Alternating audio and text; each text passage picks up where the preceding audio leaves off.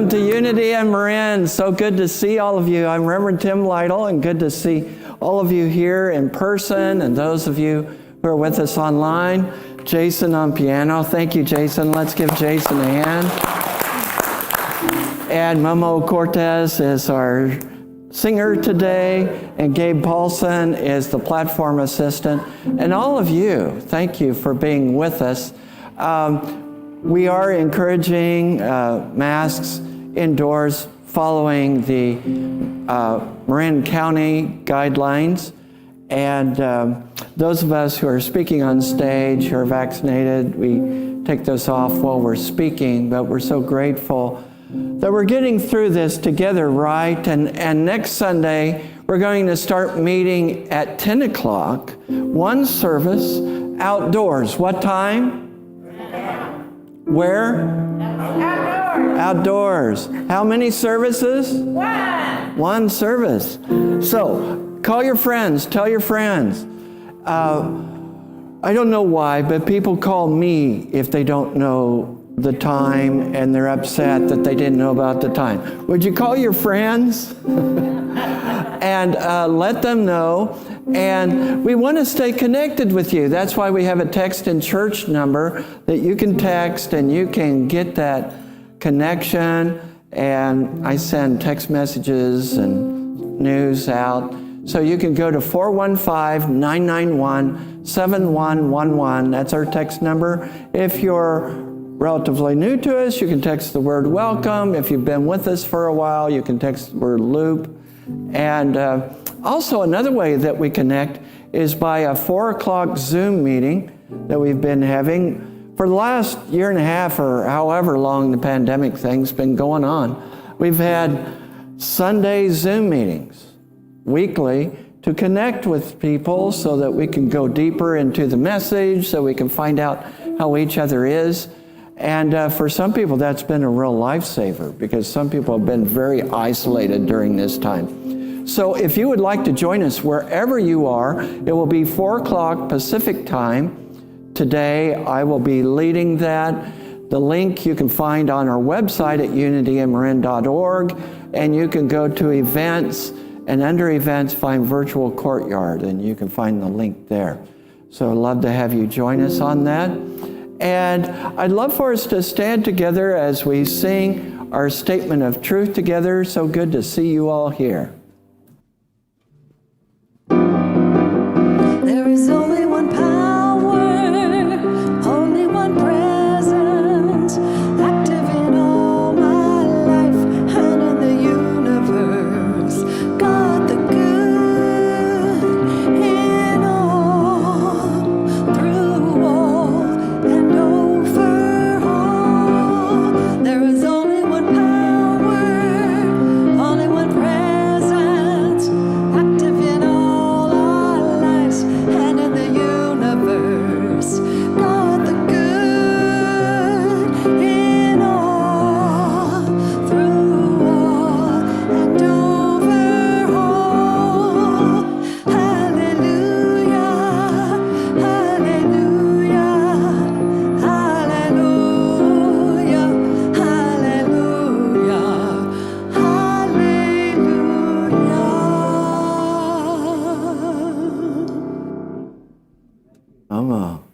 And our prayer box is coming up at this time. Wendy, one of our prayer chaplains, is coming forward. You may wonder what a prayer chaplain is.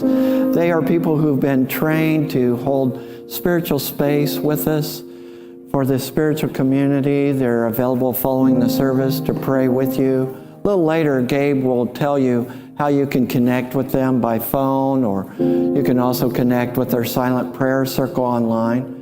And you can always call Silent Unity anytime, day or night, any day of the year, 1-800-NOW-PRAY, 1-800-NOW-PRAY. So they've been praying nonstop for over 125 years. And when you go to Silent Unity, you feel this vibe, you feel this energy of prayer. And that's really what we are grounded in. Yesterday, I was watching some of the news about 9/11. Do you remember where you were 9/11, 2001, do you remember exactly where you were? I do too. I'll never forget that. I was working at St. Francis Hospital in Wichita, Kansas, large medical center, and walking down the hall and saw on a TV there in the hospital. That's how I became aware of what was going on. 20 years have passed. Wow. We're still really dealing with the grief of that. And so we lift up all of those affected by that, those who were killed, the families affected, the first responders. And I also was watching a documentary yesterday about Roots of Peace. Heidi Kuhn and her husband, who have a business out based in San Rafael, but this work has been in Afghanistan, where for 20 years they've been using metal detectors to find landmines, primarily in farm fields, so that they can plant trees, they can plant grapevines, so that they can plant produce, so that Afghan farmers have a sustainable living. Some of their people are stuck there right now in Afghanistan. Heidi and her husband were able to get out, so we just hold them in prayer. We hold our world in prayer. A lot is out of balance in our world. I'm talking today about balance. A lot is out of balance, but I think about the people who are doing good in the world, like Heidi and her husband, like you, like me, where we are showing up as the light, showing up as the presence. So I invite you to take a deep breath. You can relax your gaze or close your eyes, whatever is comfortable for you. And as we follow the path of that breath, we go into that inner presence. That presence of God that is with us at all times, wherever we are. Wherever we are, God is. And so, Spirit, we open ourselves right now to that presence. We open ourselves to be the presence of peace, the presence of love, the presence of balance in a world that has lost its balance. We tune into this inner presence, knowing that this presence brings us to balance. This presence brings us to gratitude. This presence brings us to being the presence of God here in this world. And as we breathe into that, we lift up all those affected by 9/11. We lift up those affected by the events in Afghanistan. We lift up all the people of our world, knowing oneness together, knowing peace. And we know in this service the blessing, the peace, the anointing, the presence that is God, blessing the music, the spoken word, all that happens here, knowing it is all good, that it is all God, that it is touching us right at the point where we need it. And for this, we give thanks. We are grateful. We are filled with gratitude. And we say together, and so it is. Amen.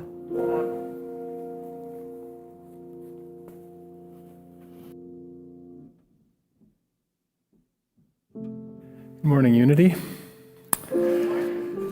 So today, our daily word is guidance. And what an appropriate word for the times, and actually for all times. Guidance. I open my mind and heart to receive my guidance. Sometimes I've insisted on figuring things out for myself rather than asking for anybody's help. Over the years, I've also learned the value of asking for guidance and sharing what I've learned when others ask me. As we exchange ideas, we may tap into something else, tap into a higher wisdom that may not have been apparent to either of us alone. This higher wisdom is really not outside. It's a still, small voice mine to call upon anytime. I'm always able to ask for guidance and to show my way forward through that guidance.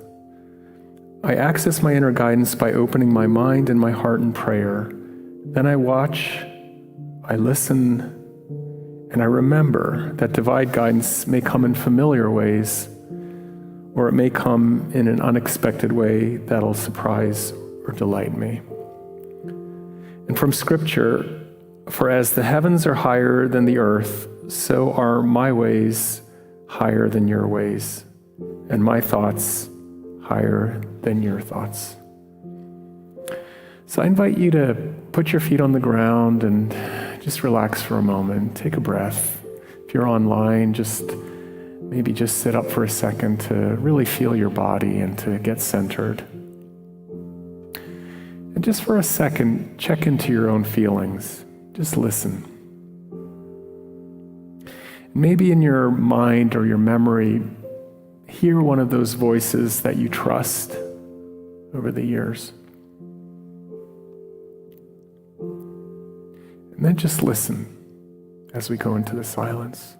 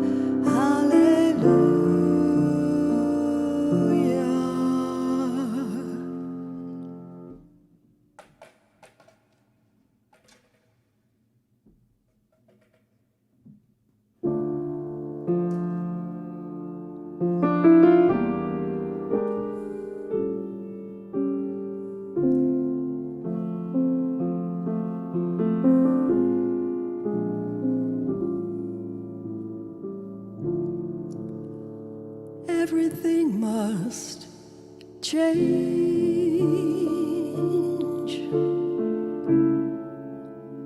Nothing stays the same. That's the way of time. No one or nothing stays the same. The young become the old.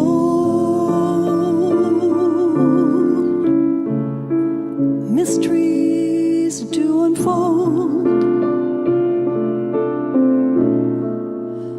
That's the way of time. No one and nothing goes unchanged.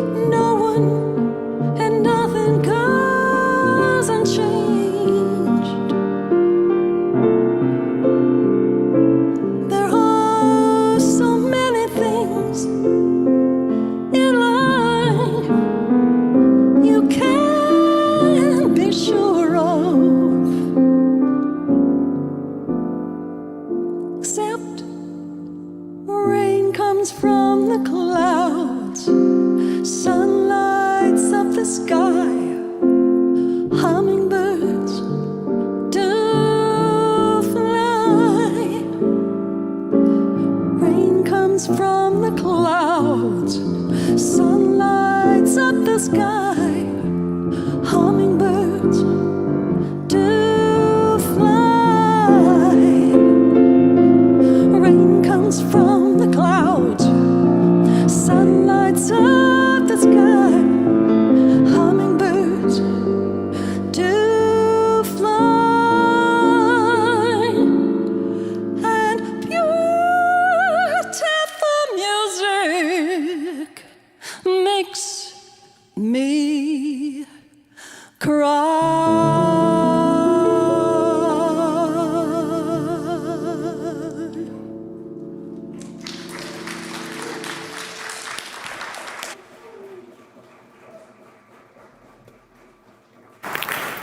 Thank you, Momo. That was gorgeous. That was gorgeous. And you know, as Momo was singing, it just kind of occurred to me that right next to me is this beautiful, flower arrangement from Melanie Carter, and Momo singing this incredibly lyrical song, and Jason, and all of this really given from the heart, given volunteers. There are 20 or 40 volunteers that are constantly keeping this place going. And that's really something that you may want to think about. If the message here, if the sort of shining and radiance of goodness and wanting to influence the world that way is important to you, then consider giving of your time, giving of your talents, and if you can, giving of your money as well. And we have 3 ways to do that. You can do that online. Just go to the Unity site /donate, and that's an easy way. Or if you still write checks, you can mail it here.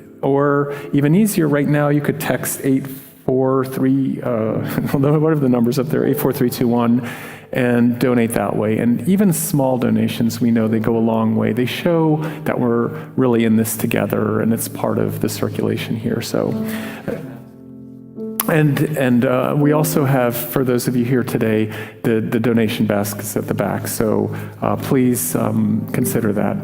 And once again, we have Momo to sing us about giving and receiving.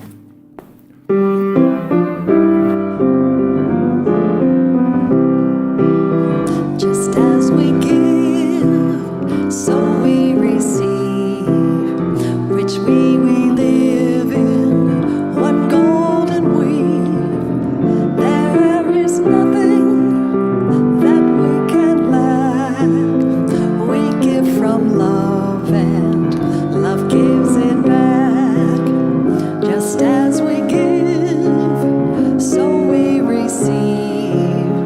Richly we live in one golden weave. There is nothing that we can lack. Love gives such love, and love gives it back.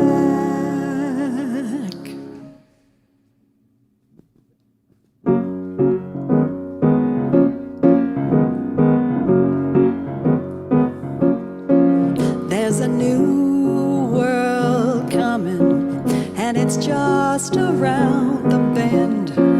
There's a new world coming. This one's coming to an end. There's a new voice calling. You can hear it if you try, and it's growing stronger with each day that passes by. There's a brand new morning, and it's sweet and it's clear and free. There's a new day dawning, and it's just for you and me.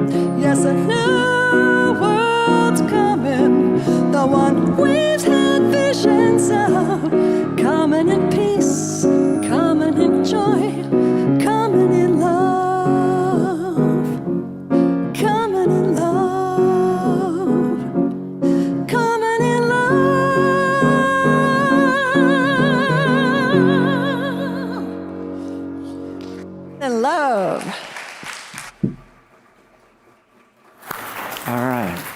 Thank you, Momo. Thank you, Jason. And wow, it's good to see all of you here. And today I'm talking about balance. Have you ever lost your balance? Preferably at a time when a group is watching. I remember, you know, when I went to junior high, we didn't call it middle school then, it was junior high, and you started at that time junior high in 7th grade. And so I went from this one-story grade school to this big junior high middle school that, you know, was 3 stories high, and it had all these staircases, and you know, just adjusting to all of it and figuring out where the classrooms are, and suddenly I'm not just in one classroom all the time, I'm going to multiple classrooms, and I got to get my books, and I have a locker, and okay, I got to go up these steps. And as I remember, there were some upstairs and there were some downstairs, you know, and you had to find anyway, so I was going up the stairs, and have you ever fallen upstairs? So like somehow I tripped, you know, I wasn't focused, wasn't mindful, and I tripped, and all my books and papers go sprawling, and it's so embarrassing. You're wanting to fit in. You don't want to look odd, and I'm surrounded by my peers. Now, what do you think my peers did? Do you think they went, oh, let us help you. Oh, are you okay? Now, do you remember junior high? Do you remember middle school? So they're just laughing at me. You know, I'm embarrassed. I don't even remember if I was in pain or not, but the embarrassment was pain. And like, oh, good. This is how junior high is going to be. And it went downhill from there, you know. When you lose your balance, it's an awful feeling. It's like, oh, I'm going down and I can't stop it. When we lose our balance in life, wow, it's really a bad feeling. You may notice some of the symptoms like irritability, edginess, being in a hurry all the time, not ever doing self-care or silent and quiet meditation for yourself, not exercising. You may be having difficulty focusing, maybe in brain fog. Does any of this sound familiar? Yeah. Out of balance. I mean, I don't like being out of balance. And to some degree or another, much of my life has been out of balance. Oh, what to do, you know? I remember when I was in Wichita, Kansas, and I heard about this order of monks called the Benedictines. They're named after Saint Benedict. And the Benedictines, one of their primary things is about balance, having balance in life. And so I thought, oh, I want to get to that monastery. It's about 90 miles north, or about about 90 minutes drive north of Kansas City, Missouri, out in the pasture. You wouldn't even know it was there. It's a huge monastery and seminary college and beautiful place. And so I remember trying to find my way and driving through the farm country and hills and curves in the farm country of northern Missouri. And finally I began to see it. And I remember when I first saw the towers over the hillside, I thought, oh wow, my life is about to change. And I went to the monastery, went to my room, sat down on my bed, and it was entirely silent. I'd rarely experienced entire silence before. I couldn't hear anything except the sounds of my own body. I could hear my own blood pressure, my own heartbeat. But it took me 24 hours just to wind down, to be in that presence, to be in that state of silence and quiet. Now, subsequent visits, after that, as soon as I got there, I was there. I was in it. But that first time, I didn't realize how revved up my body was all the time. Some people don't like to do meditation. And I think one of the reasons is that people don't realize how much mind chatter is going on until they go into meditation. And then it's like a cacophony of noise and ideas and merging and sometimes conflicting impulses and desires. And so people tell me, oh, I can't meditate. Well, anyone can meditate. I mean, when I was in Wichita, Kansas, we took, grandchildren to the zoo in Wichita, and we went to the place where gorillas were. So there's this great gorilla exhibit where they live outside, and they're all kinds of great things. But they like to sit close to the glass and sometimes just interact with people. And sometimes they just go into a meditative state. I watched this one gorilla. I mean, he's just in a Zen state. He didn't have his fingers like this, but I mean, I thought, he is meditating. While all these people are watching him, he's meditating. I'm thinking, if a gorilla can meditate, we can meditate, right? So it's more a matter of learning how to do it, and I will be teaching a meditation class soon, looking at starting that in October. And my methodology of teaching people meditation is to work with the way your mind works. There is a form of meditation that works with the way your mind works. And there's lots of different forms of meditation: dancing, walking, eating. Did you know there's eating meditation? Well, doesn't that sound like fun? Where you're just very mindful and you smell the food, you feel it, you taste it. There's all kinds of ways to meditate. So we are out of balance in our society. Driving on 101, some of you watching online may not know about 101. If any of you are aspiring race car drivers, here's your invitation to come and drive on 101, because it's kind of like, for all those people who wish they were race car drivers, this is their opportunity. And I'm thinking, why are we in such a hurry? And sometimes people are just going to the store or going to a restaurant and taking kids to school. I'll say, cutting right in front of me, and then I'll see the bumper sticker, children inside, and I'm thinking, great. We are out of balance in our culture. And so when I see what's happening in nature, like on the West Coast with drought, wasn't it nice to have rain? Oh my goodness. I don't know what you did. I went out and stood in it.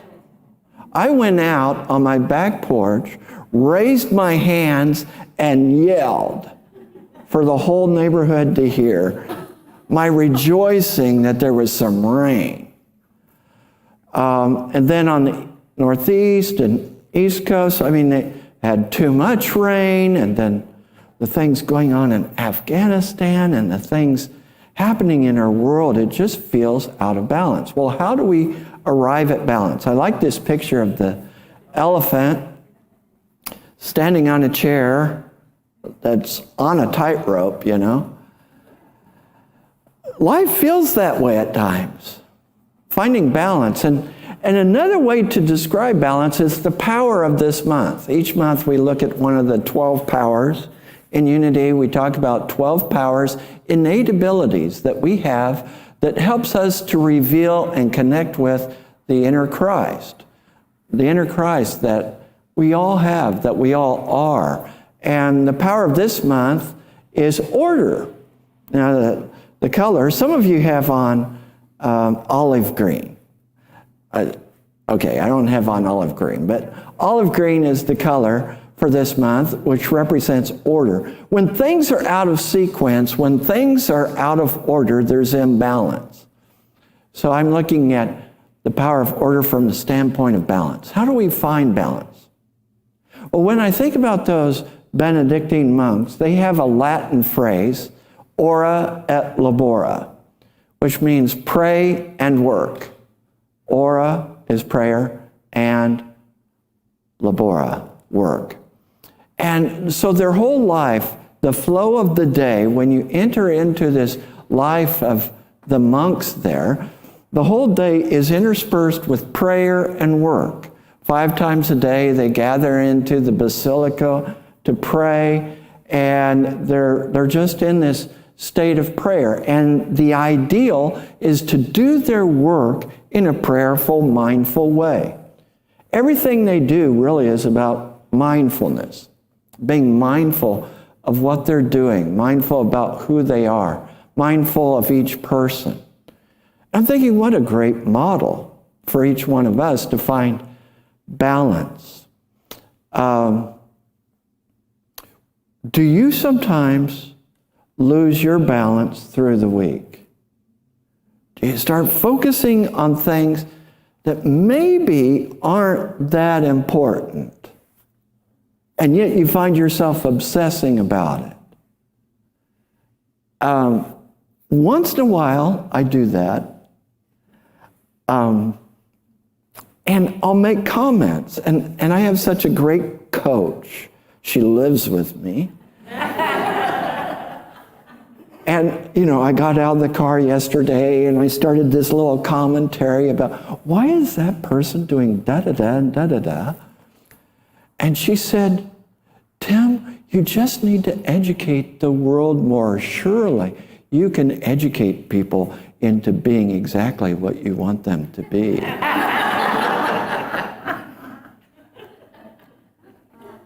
It's like, okay. So she just sort of checks me, like, all right. So I get out of order.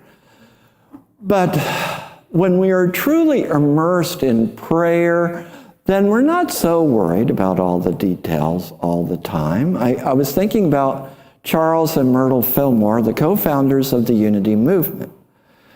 They went to a lecture by E.B. Weeks, and E.B. Weeks used this particular quote that really caught Myrtle Fillmore's attention. Myrtle Fillmore had been given a terminal diagnosis of tuberculosis. She was told she would die in about 6 months.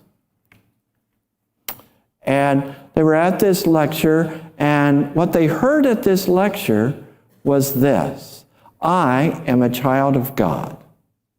Therefore, I do not inherit sickness. As a child, starting at age 5, Myrtle Fillmore was a little bit sickly, and she had a number of people in her family who had tuberculosis, and she was told it was inherited. She was taught that tuberculosis was inherited and that her sicknesses were inherited, that she had sickness because of the family she was born into, that she could not do anything about it.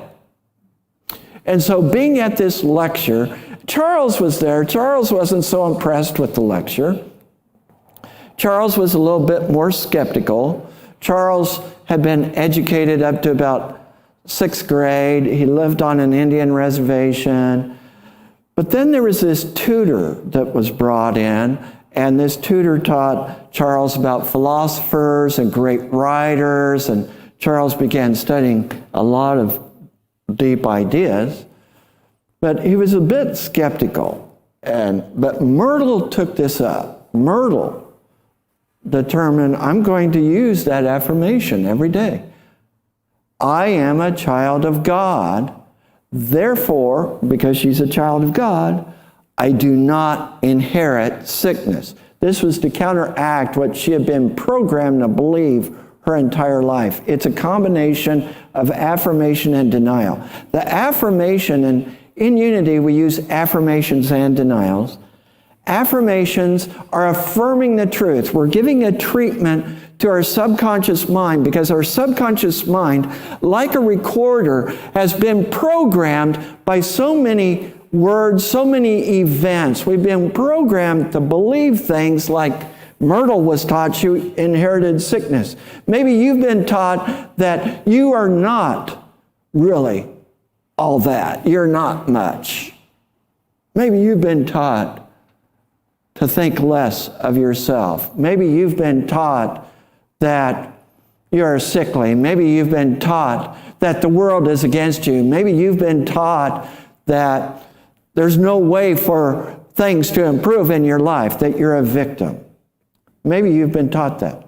Well, affirmations and denials are ways for us to do a treatment on our subconscious mind. So we use them every day. We repeat them through the day, so that they really begin to interact with that ingrained, embedded programming that is not in our highest and best good. That's the purpose. And so the affirmation in Myrtle's case was, I am a child of God. That was an amazing revelation to her, that she is the expression of God. And here's the denial part. Therefore, I do not inherit sickness. Affirmation is affirming truth. Denial is a gentle denying of giving energy to that which no longer serves us. When we moved here, we hadn't, anyway, I won't go into all that, but have you ever lived in Hawaii and then moved across the ocean and moved into an apartment? And anyway, so we didn't have a vacuum cleaner. We moved into an apartment that had carpets. Need a vacuum cleaner. I'm driving down the street. Someone threw out an old vacuum cleaner, so I took it home. It worked after a fashion. Now, after you ran it for about 10 minutes, the cord and the vacuum cleaner would get very, very hot. And I wondered, wonder how long I can work this before it catches on fire. So I'd unplug it every 10 minutes or so, let it cool down, and then start it back up, right? And the handle was kind of broken, kind of wonky, but, I'd learned to work this thing. And so I thought, how am I going to accomplish what I need to accomplish here? Well, okay, I got this vacuum cleaner. You use what you got to use. And I thought, wow, this vacuum cleaner is really out of balance. Right? Electrically, it's out of balance. As I'm vacuuming, I'm thinking, I'm focusing on God, because I realize it could be my last moment here on earth. So it was very prayerful. I was praying as I worked. I was doing the Benedictine thing. And what I realized is, I need something new here. I need a newer vacuum cleaner. We got a good one, very little price. Again, kind of emphasizing how things can just get out of order in our life. You can feel it in your life when things are heating up, like that cord was heating up. It's getting uncomfortable. You're wondering, how am I going to make this work? And yet, it is a call to us to balance. Come to balance. Come to that place of prayer and knowing and affirming the presence, affirming that presence that ties everything together. We get out of balance because we forget our source. We get out of balance because we forget who we are. We get out of balance because we forget why we're here. We think that we're supposed to just be rushing around performing for others like some circus monkey instead of being the presence of God in action. We are here to be that presence of God, to let that presence come forth, to help wake each other up in this dream we've been in.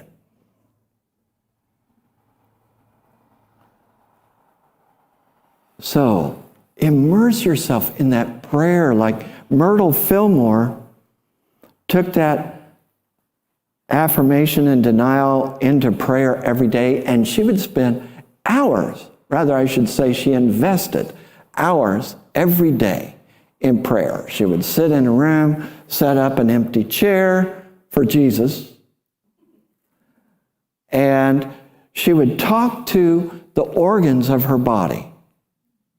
She would have a conversation, and she would ask their forgiveness for ever calling them weak, for ever calling them diseased. And she did this work for hours every day. And in 2 years, there was no illness, no disease.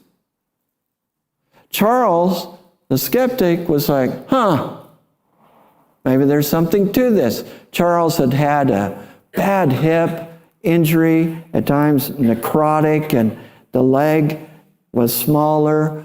He began doing this work. He actually lost what do you call those things? The braces on his leg. He didn't need those anymore. The leg actually grew longer. All of that, Myrtle Fillmore taking that affirmation and denial seriously was the beginning of the unity movement. That was the real beginning.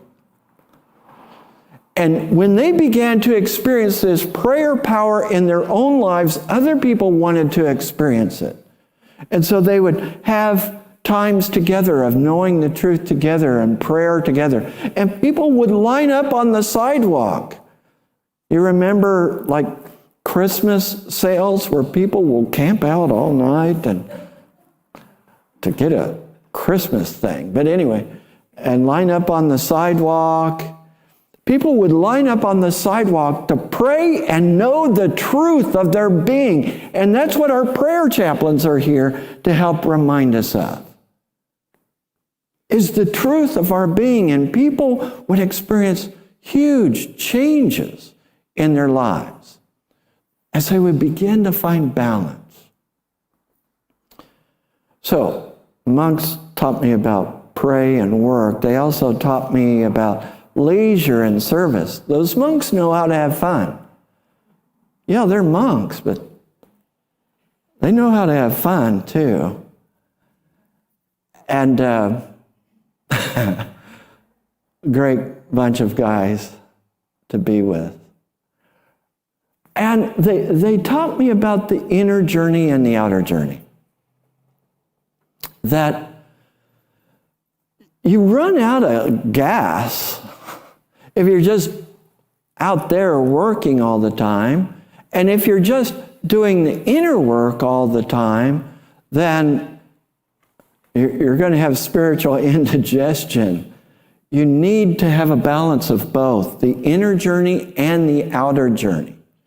So in unity, yes, we practice affirmations and denials, but we don't just stop there. We put feet to our affirmations and denials. So in our 5 basic principles in unity, the third principle tells us that, and some people call this the law of mind action, that those things that we are nurturing and holding onto in our spirit, in our feelings, in our thought, that those things we are drawing ourselves to, or we are creating that experience in our lives. The 5th principle, so the third principle really speaks to affirmations and denials, and would say that worry is even a form of prayer. Not a helpful form of prayer, but worry is a form of prayer because we are holding in consciousness what we think is going to happen. So it's considered kind of prayer in reverse, the anti-prayer. And our 5th very big principle is that we act on these principles.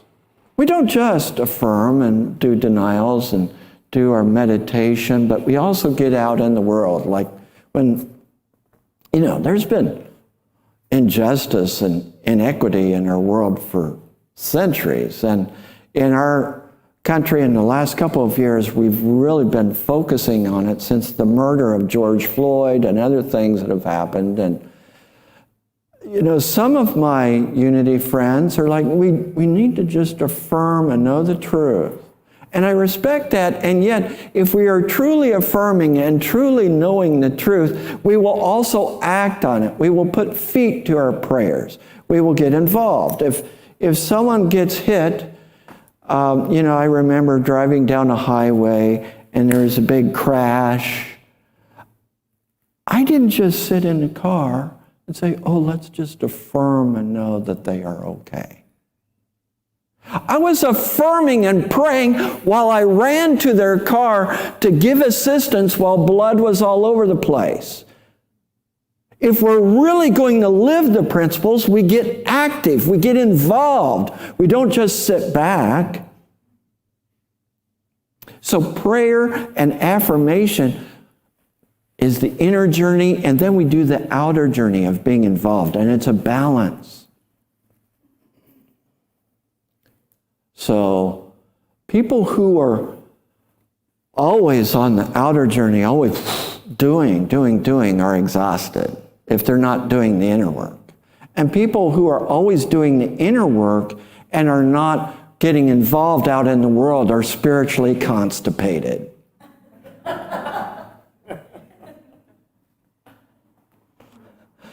It's all coming in, but nothing's going out.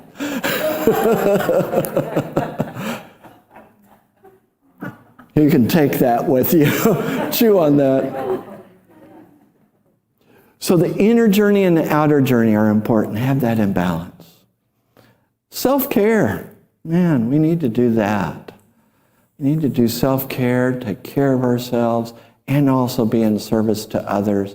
And we need to be in a spirit of prayer so that in our meditation and prayer, we take that spirit with us in whatever work it is we do in the world.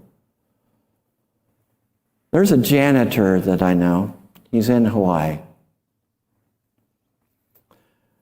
And this janitor and groundskeeper would take care of the grounds at Unity Church of Hawaii. And he's Hawaiian. And it was his work was his prayer. So when he went around the campus, everywhere he worked, he was praying that this landscape would speak to people and bring them peace. That this landscape and this clean bathroom and how he would take care of the carpets would in some way touch someone's life and inspire them. And while he was working, he'd be singing. He would sometimes come into the office and sing to me. He considered it a ministry, and it was a ministry. I don't like to share much about when I talk with people about their salaries and stuff. It's very confidential type stuff. I won't tell you how much he was paid, but when I saw how much he was paid, I thought, man, he does so much work. I got to give him a big raise. And I called him in and announced to him that he was making this much, but I wanted to give him this much. And I thought he'd be like, way happy and ecstatic. He said, Reverend Tim, that's too much. I'm like, what? Not used to that. Not used to employees disagreeing with me that I'm paying them too much. It's like, you do so much, you do. And I'm not, don't get the wrong message here. I'm for financial prosperity. I want you to be blessed. But he said, Reverend Tim, this is a ministry to me. Why don't you give me this much? So he was shining the light, doing custodial work and touching people's lives. If any of you While you're watching, tell John Ahuna I said hi. You can be doing anything and be experiencing and projecting the light, the love, the presence that God is. It's our choice how we are going to address life. It's our choice what our attitude is going to be. If we choose our attitude in such a way, we can experience life as heaven, or we can experience it as hell. How do you choose to live your life? I want to live it in balance. If you would, repeat these affirmations after me. Where I am. Where I am. The presence of God is. The presence of God is. And where God is. Where God is. There is balance. There is balance. There is peace. There is peace. I am committed. I am committed. To the inner journey. And the outer journey. And so it is. Amen. Thank you.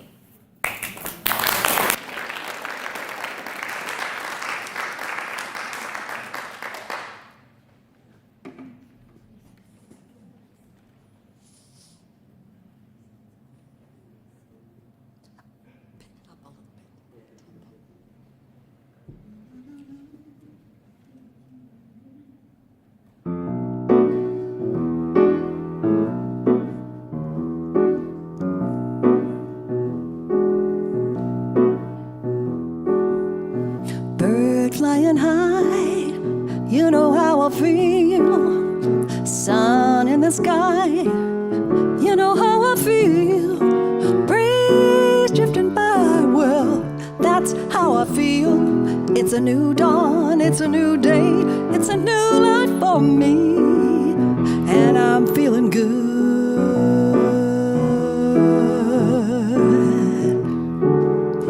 Fish in the sea, you know how I feel. River running free, you know how I feel.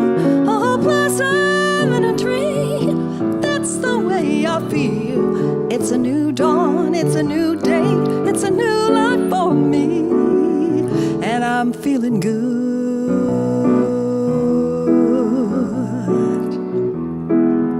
Dragonfly out in the sun, you know what I mean.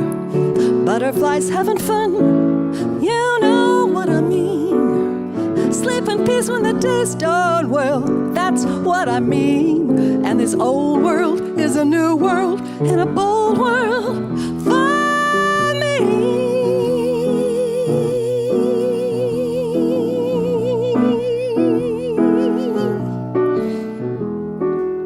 Stars when you shine, you know how I feel. Scent of the pine, you know how I feel. Oh, freedom is mine, that's the way I feel. It's a new dawn, it's a new day, it's a new life. It's a new dawn, it's a new day, it's a new life. It's a new dawn, it's a new day, it's a new life for me.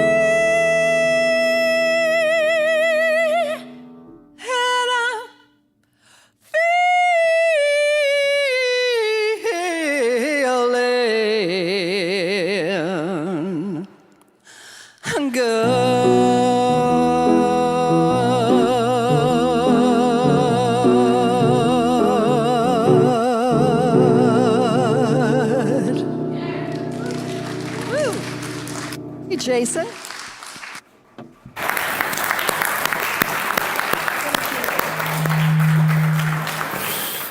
Thank you, Momo. Wow, that was beautiful. And Jason, and and thank you, Reverend Tim. What a really good message today. And thank you. And I was thinking again, listening to the message. I don't know if some of you have had that experience when you get afraid, how your vision just kind of goes like that into a tunnel. And it occurred to me that sometimes we're really out of balance because we're afraid. And how much fear there is going around right now. And And thank you, Reverend Tim, for the reminders that, what we really teach here is simple. We pray, we affirm, we deny, we do it together as a community. And that way we find trust again. That way we find good and love. And that kind of gives us the balance, the courage to be in balance. So thank you for the message. And we have quite a few announcements before we close the service. And the first is from Reverend Deanne, who's appearing virtually about the fall book study. So Reverend Deanne, go. Good morning, everyone. It is my pleasure to be here with you remotely by video. First off, I want to thank everyone who had anything to do with World Day of Prayer. It was such a beautiful, wonderful evening. If you haven't had a chance to see it, you can still catch it on our YouTube channel. But just a huge thank you out to the prayer chaplains who just did such an incredible job creating the altars and creating the holding consciousness as we all came together, to everyone who was part of making this possible. It really did take a village, the staff and everyone who volunteered their time, Alan for dimming the lights for us. Really just thank you, thank you, thank you. It was a beautiful, beautiful vigil, and just so grateful to be part of a community that places prayer as being one of the priorities for what we are and what we anchor for the world. So in addition to my thank yous for World Day of Prayer, I also want to let folks know about the upcoming book study. So if you haven't heard yet, the book that we're going to be reading is Finding Yourself in Transition by Robert Brummett. It really is a wonderful book that is designed to guide you through the process of what transition is so that we can understand it better and we can be more conscious about how we engage with transition and transformation so that we actually can turn transition into transformation. It's going to run for 7 weeks. It's going to begin the week of September 20th. It runs through the week of November 4th. And there are a variety of different study groups that are meeting in a variety of places. Some of them are in people's homes. Some of them are virtual. They are at different times of the day during the week. So I'm sure that there's something that will work for everyone. Please do know that the groups are starting to fill up. So don't hesitate to make sure that you sign up today. You can do it in the courtyard on one of the clipboards, or you can actually do it online through the registration process that is online. It's really going to be a wonderful, wonderful experience to move through this book together as sacred community. So peace and blessings, everyone. I will see you soon. Thank you. Thank you, Reverend Deanne. And as she said, outside today, if you're here in the courtyard, you can sign up. And if you're watching online or any which way, you can go ahead and do it online. And I see a hand raised in the back. I know this isn't a class, but yes?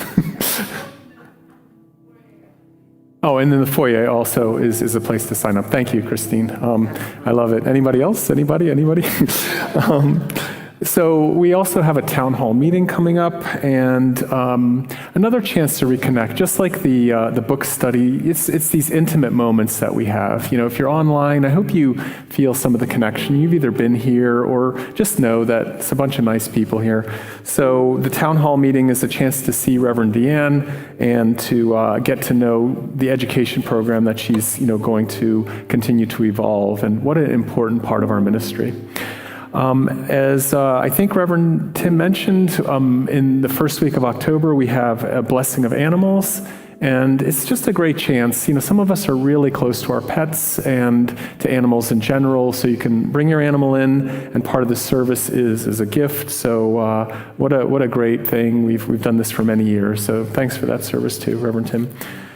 One other way to connect here are our membership classes, and I have to be honest and say that it took me many years to, get off my cowboy horse and actually come into the saloon. And I think it's really, really a wonderful, wonderful way to, again, get to know people. And it's it's the intimacy of small groups. It's, having a little more time to find something here that resonates for you, whether it's balance or whether it's love or whether it's something about work or relationships. There is a lot going on, and that can be taught, and the classes are now on Zoom, so they're very convenient, and it starts on October 10th. So I can't say enough good stuff. It's really helpful. Our flower sponsor today was Melanie Carter. Thank you, Melanie. And aren't those beautiful flowers? They're really inspiring. And she's doing this in honor of Alan Kruger. We've heard the name already. He had been one of the, like the Hawaiian, has been really servicing our community through his labor of love and keeping the place, tidy and maintained. So thank you, Alan. And Beverly Weinkopf actually arranged the flowers. And if you're called to do something like this, it's a nice way to plug in. You could be a hospitality sponsor. I did it, I think, a few weeks ago in honor of my wife, and it's something that any of you can do, and just a chance to really feel like you're a part of this and to show some of the beauty and love. Prayer chaplains. Are there any prayer chaplains? Of course, please rise. And these are the people who support our message and foundation of prayer. So the 4 lovely people today are available to anyone in the narthex, and online you can call and connect. I have to say, in the first service I did a prayer, and it's just wonderful. The voice, the unconditional presence. Prayer chaplains, thank you so much for your prayer, and please take advantage of them. So finally, let's close out by saying our prayer of protection. If you would rise as you're able, we'll say this together. The light of God surrounds us. The love of God enfolds us. The power of God protects us. The presence of God watches over us. Wherever we are, God is. And let's sing our peace prayer together.